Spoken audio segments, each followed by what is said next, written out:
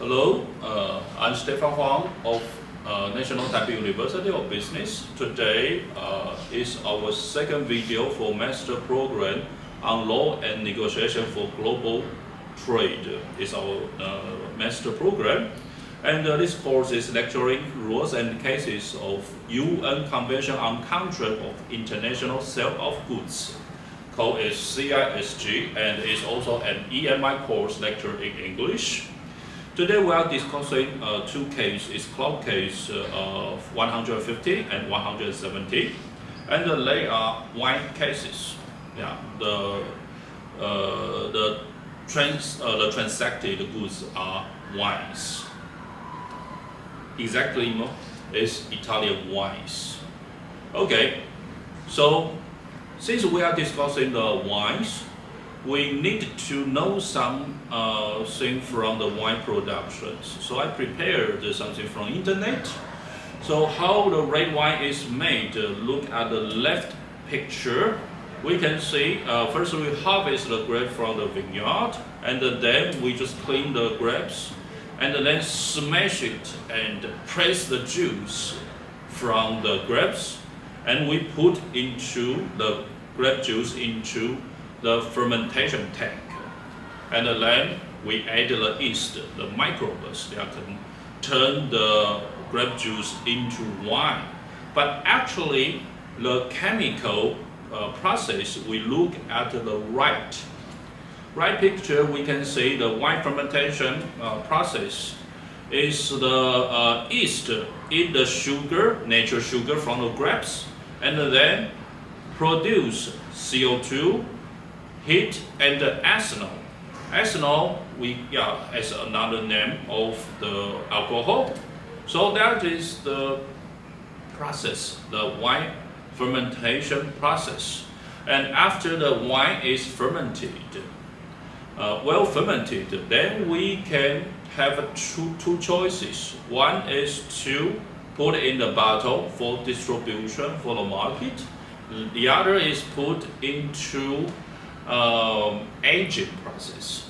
Yeah, for aging you can put in the oak barrel. Then for years you get a better flavor or something.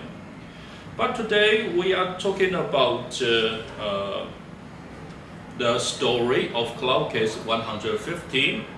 Is during the fermentation, the sugar has been added. I mean, the extra sugar has been artificially added into the fermentation process. So Clout 150 is Italian seller exported the Italian wine into France, and the French fraud control service was reported and investigated, and then found that this imported Italian wine were adulterated with sugars. Yeah, adulterated means it has been added not naturally. Yeah, with some substance. Yeah, this substance in this case is sugar. I mean, the sugar is what we ordinarily have the cheap sugars. Yeah. Okay. The French buyer claimed the contract void and doesn't want to pay the price of this imported Italian wine.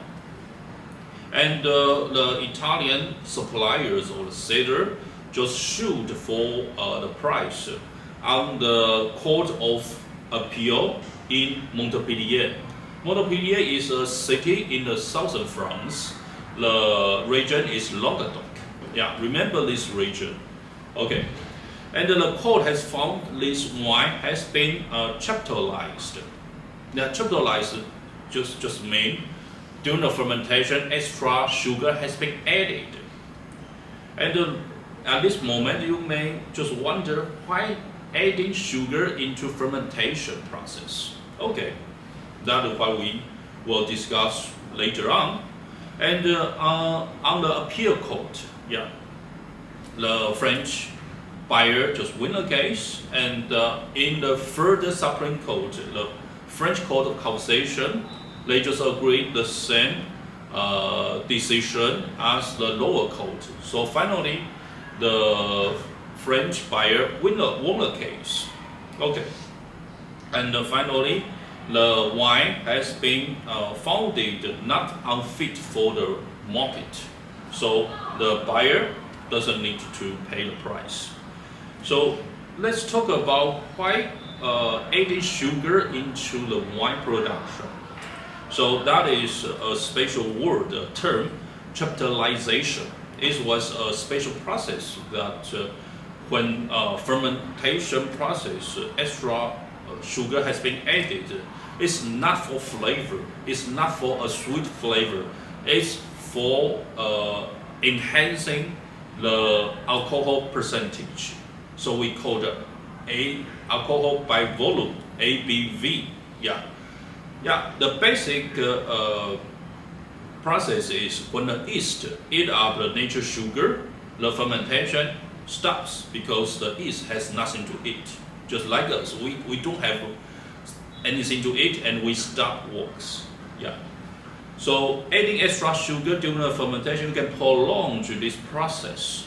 Yeah, it just means you providing extra food for the yeast to work on to produce more alcohol, to enhance the ABV. So, but adding the sugar is a legal issue because in different countries, in different regions, and even different wine types, the legal requirements are different. Okay, in general, it's legal.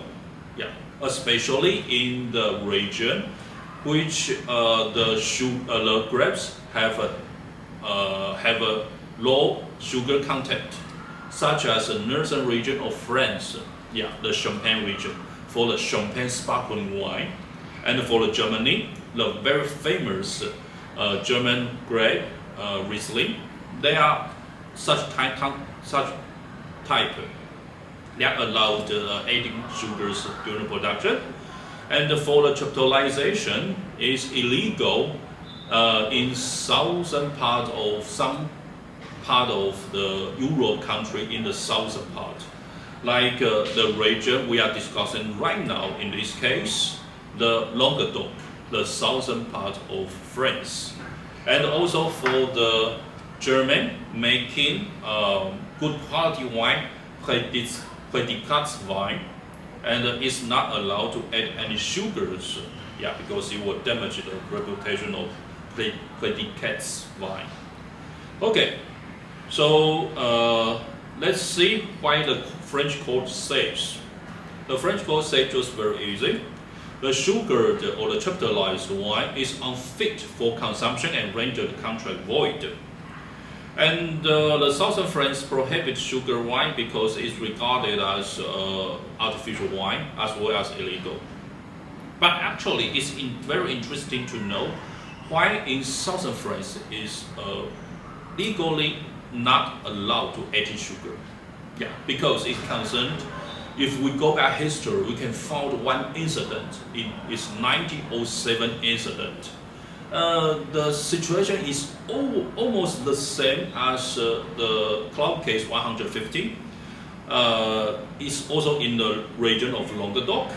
Yeah, it's close to Italy, so it's have a very easy access of the Italian cheap wines. But the Italian cheap wines, their alcohol percentage is not so high. So the Italian producer just ate a lot of sugar to push up this ABV, and then sell to the Languedoc region, and it then affect the local farmers' livelihood because local has a lot of wine. Farmer depends on the sale of the local wines, so they just go on the street destroying the Italian wines, causing social unrest and turmoil.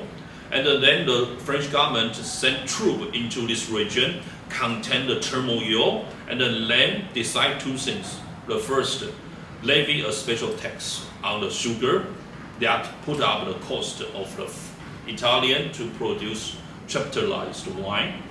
And the second, just put a regulation to forbid the production in the southern France, wine production with sugar. So that is the story, and that is the reason why in this case the French court just say it's not okay it's not legal, and the country is void because adding sugars it cannot be called wine, it's called artificial things. Okay, so let's go to the next case. The next case is different in substance adding into the wine and the different countries, but the same result. It's the case 170, and it's watered wine. The substance added into the wine is water. Yeah. The story is the German buyer refused to pay imported wine from the Italian seller, and the wines were seized and destroyed by German authorities because the wine contains 9% water extra. So they have extra water in that wine, and it's not of the merchantable quality, which also cannot be drink by the local people. By the German people, is against the health code, yeah, hygiene code, yeah. So the German code also found the wine not conforming the contract, so the German buyer can make the contract void because this also constitutes a fundamental breach because of this wine cannot be drink, cannot be marketed. Okay, but we have to think about why people adding waters into wine is a crime? No, it's normal, but it depends on the situation. Basically, yeah, the wine contains almost, an ordinary in the wine contains 88 or 86% of the content is water. But for the liquor, yeah, I mean the distilled liquor, like whiskey and vodka, watering is needed, is a must, because the first drip of the distilled vodka, the percentage of alcohol is almost 100%. Ordinary is 80%. Nobody drinks so high percentage. Yeah, it's dangerous, it's unhealthy, it's even hazardous. It will kill you. So for the market reasons, for health reasons, they just add water to dilute this wine, dilute this vodka to 40%, then bottled, put to the market. But for wine, it's another story. It's a far different story. For wine, remember what we learned from this fermentation process. Yeah, the yeast eat up the sugar, produce the alcohol, and alcohol in turn kills the yeast and also preserve the wine. So if the wine has alcohol percentage too low, the wine cannot be well preserved and even harmful, because in wine there are microbes, harmful bacteria and virus. So they need alcohol to defend the wine from rotten, from going bad. Yeah, because the alcohol can kill the harmful bacteria and virus. That is the reason that in Middle Ages, people drink rather wine than water, because at that time water is not safe, because there is no alcohol in water. They cannot cook it. So the water is dangerous, so people drink wine instead. Okay. For the German Tafel wine, daily table wine, they are legally required. The ABV should be 8.5% to 12%. So if the ABV just in between this range, that is okay. But the ABV is lower than 8.5%. It's not legal and also harmful, because the alcohol is not enough to protect this wine. So the wine could be easily go sour, go bad, and even dangerous for the people who drink it. So That's the reason if you add too much water into the wine, you will destroy the wine, make wine not healthy. So that's the reason in the Clout case 170, the German authority just confiscated this Italian wine and destroyed it because too much water spoil the wine. So, but the people who watering the wine, the motivation is to enhance the quantity and lower the cost. So it's business, but it's not a healthy business. Okay, and last, to sum up, what should we learn from these two cases? Firstly, before adding sugar or water into the wine, the seller should pay attention to import countries' regulation. Why? Because it's a wine, it's something that will be consumed by human body. So for the healthy reason, for the hygiene reason, the seller should guarantee the wine is safe to drink. So it's a universal requirement. The second thing we have to learn from the buyer's perspective, is that the seller has the motivation to add sugar, add water into the wine, because it can enhance the quantity and lower the cost. So the buyer should pay special attention to and check the ABV when testing the sample wine and examine the delivery rate. So the buyer should not only rely on the label on the bottles. The label on the bottle is just something written on, but it could not. Sometimes it cannot the same as the water, the liquid inside the bottle. Okay, today we end here, and thank you for your attention, and we expect to discuss more interesting cases next time. See you later. Bye bye.